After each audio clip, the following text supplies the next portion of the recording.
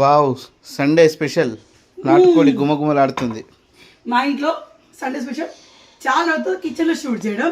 So అరగంట అయింది దించి నాటుకోడి కూర.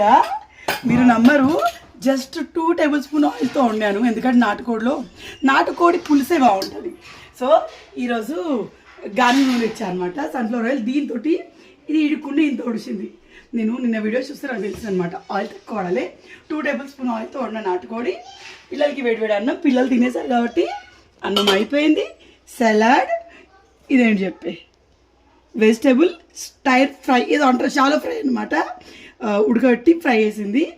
అండ్ నా కోసం రాగి ముద్ద, ఎస్ ఇంతే తింటాను. అలాగే శేఖర్ గారి కోసం రోటీ. సో ఇది చేసి 1 అవర్ అయిపోయింది ఆల్రెడీ. And curd.